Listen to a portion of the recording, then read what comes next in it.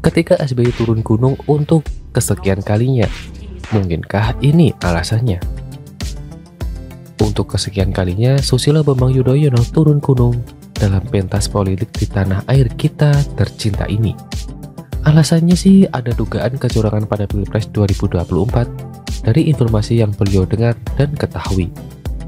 Namun seberapa valid informasi yang disebutkan oleh SBY di hadapan para kader Partai Demokrat? Mungkin hanya beliau dan Tuhan yang tahu. Bisa jadi informasi itu ada benarnya, meski sedikit. Tapi bisa juga lebay karena ada halusinasi dan kekhawatiran berlebihan di sana. Sebenarnya soal kecurangan dalam pesta demokrasi ini sudah menjadi topik yang basi, karena bisa dibilang kerap berulang dengan pelaku dari partai manapun sebagai peserta pemilu, mulai dari tingkat kabupaten kota hingga tingkat pusat dalam ajang kontestasi sekelas Pilpres. Siapa bisa jamin bahwa dalam upaya memenangkan kursi untuk jabatan tertentu, sama sekali tidak diwarnai politik uang? Bagaimana dengan serangan fajar, kampanye terselubung, lewat pemberian sembako atau bentuk kebaikan lainnya? Bagaimana dengan hasil coblosan yang dijadikan masalah karena tidak memilih paslon tertentu? Belum soal data ganda dan transparansi dalam proses demokrasi dari awal sampai akhir ketika paslon pemenang dilantik. Kembali ke istilah turun gunung. Setidaknya ada 3 perkara yang saya pahami ketika ada situasi yang membuat seorang tokoh penting sampai harus turun gunung seperti yang SBY lakukan berkali-kali itu. Pertama, karena ada perkara yang kudu dibereskan.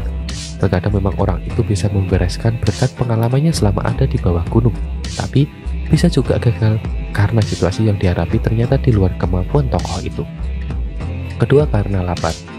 Dalam hal ini kondisi lapar bisa berarti periuk nasi yang mulai terganggu karena satu dan lain perkara, sehingga si tokoh itu merasa perlu bertindak supaya kondisi laparnya teratasi dan periuk nasinya tidak oleng lagi. Ketiga, hendak menolong penerusnya yang tidak mampu. Dalam film, pesilat tua terkadang perlu turun tangan menghadapi para gerombolan yang hendak mengganggu jalannya kekuasaan yang dipimpin oleh juniornya. Maklum, juniornya ini dianggap masih hijau alias belum banyak pengalaman, tapi bisa pula karena si pesilat tua itu terlalu baper, tidak berani mempercayai juniornya atau terkena semacam gejala post power syndrome, sehingga nggak bisa tenang kalau nggak turun gunung itu tadi. Pertanyaannya adalah, memang selama ini keluarga SBY tinggal di gunung mana? Kok sampai perlu turun gunung segala? Enggak ding, bercanda saja kok. Biar suasananya nggak kaku kayak kanebo kering.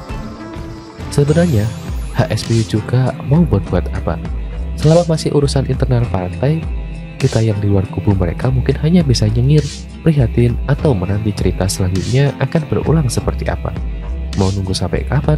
Sampai lebaran kuda? Ya silahkan. Bagaimana menurut Anda? Begitulah kura-kura.